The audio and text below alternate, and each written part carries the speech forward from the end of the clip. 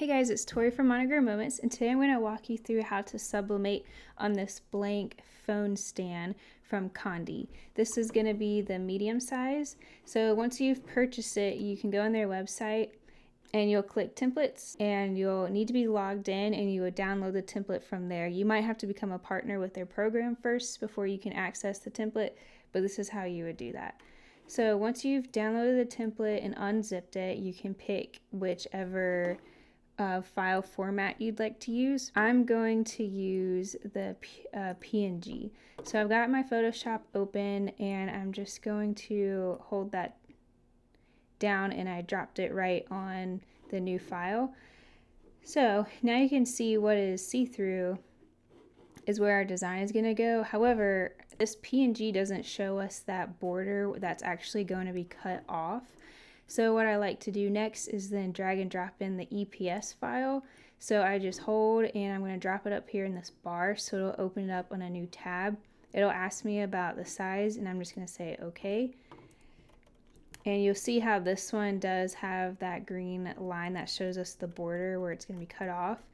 And I think it's just easier, instead of working in this and using clipping mask, to just duplicate the layer over to the other layer that I created with the PNG, and I select OK. Lock that so it doesn't move, so I can move just this. Okay, and I'm going to grab it and drag it so that it's lined up pretty evenly.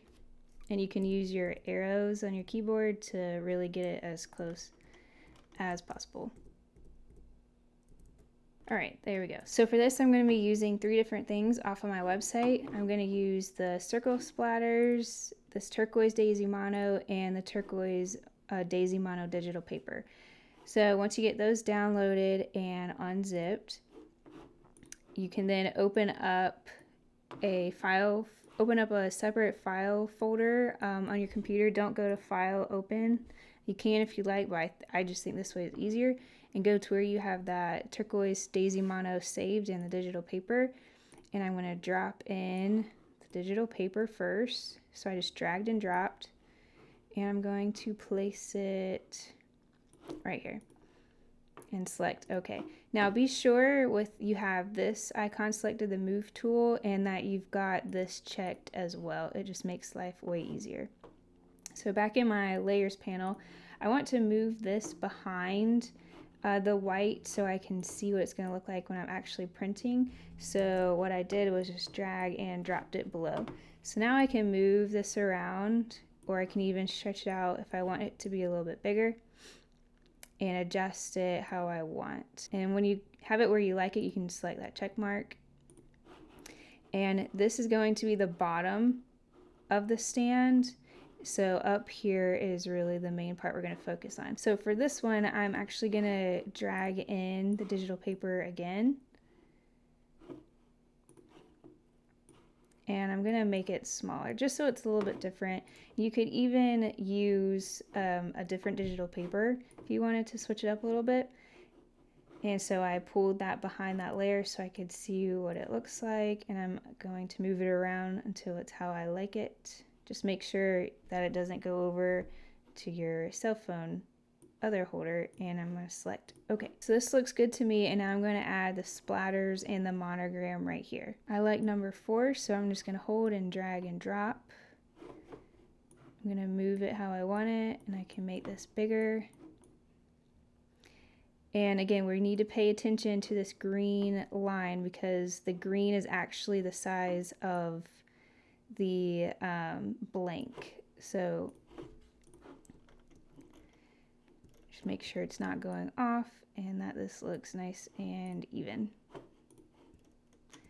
Okay, and if you didn't want this splatter as opaque as it is, you could drop the opacity so you can see a little bit of what's behind it, but I think I'm going to keep it at. Okay, and now I'm going to add in the monogram. So I just select the 2 that I want, and check mark and check mark, and then I need to get my last letter. Okay, so now I'm going to come over to the layers tool, layers panel, and I'm going to hold shift and select all 3 of these, and I'm going to drag this corner down so I can get it to the size that I want it. And that looks good, so hit the check mark. I think I want my splatter to be a little larger. Okay, and then I can select all of these again, and I can go up here to my alignment tools, and I'm going to select this one to make sure they're aligned vertically together, and then I'm going to select this middle one so that their middles are aligned perfect. Okay, so now I'm technically ready to print, and you need to make sure that whatever you want printed is on this side of the green and not over on the edge, because what is over on the edge is just a bleed, and it's not actually going to go on the sublimation blank. So zoom in to make sure that you got everything lined in correctly, keeping that in mind. And before you're ready to print, be sure to toggle off this layer so that we don't get those green lines printing. Those are just for you designing on the screen purposes. So, and then before I print this in color, I'm actually going to print this in black and white, and I'm going to print it on black and white using my inkjet printer. That way I can make sure it's printing the correct size, that everything is aligned perfectly. I'd rather print it in black and white first and then fix the mistake instead of printing it in color twice and fixing a mistake and wasting all that ink. So I'm going to use my inkjet printer. If you don't have an inkjet printer, you can still use your sub printer. Just be sure to change out your paper so that you're not wasting your sublimation paper. And I'm also going to grab this square marquee tool, and I'm going to select it as close as possible because this is a really large document, and let go, and then I'm going to go to image crop. There, so now this is the size of my document.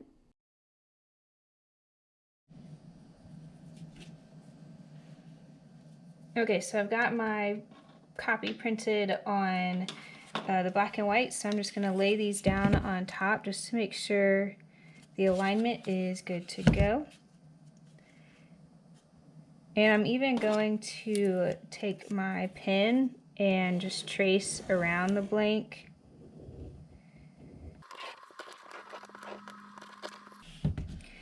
So here I get a better idea of exactly where it's going to be and make sure I like my placement.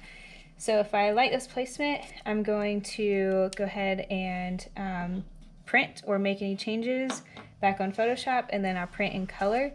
And then I'm going to peel off this paper, this film that comes on it. So you'll peel this off on both of them. And Condee's website says to press for 400 degrees for 60 seconds with medium pressure. So before I even put the design on it, I'm going to pre-press this for about 5 seconds. So that way it gets out any moisture. So I'm happy with how this looked in the black and white version. So I'm not going to make any adjustments, but this is when I would if I did want to. And now I'm going to print to my sublimation printer. Okay, so I printed this off in color, and I have pre-pressed both of these and peeled off the film. So I'm going to lay them down where I want them. And you'll notice I actually forgot to turn off that green line, but luckily it still fits inside of it. And once I have the placement where I'm happy with, I'm going to tape this down.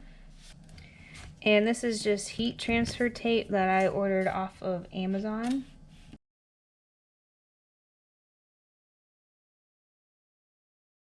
Okay, so once you've got this all taped up and secure so that we don't have any ghosting, we're going to take this over to the heat press.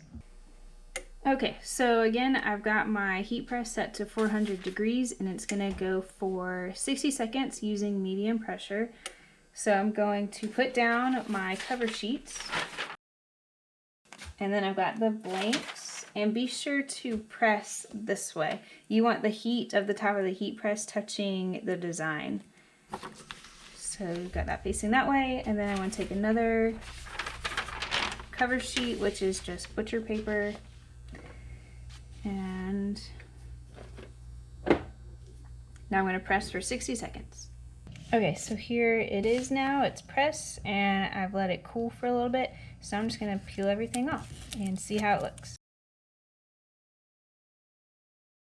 So here's the final product, and the last thing you'll do is just insert this bottom right through there, and it sits, and then you just put your phone right there. And that is it. If you guys have any questions, comments, or concerns, please leave them in the post below. Please be sure to check out all the links and join my Facebook group. And that is it. Y'all have a good one.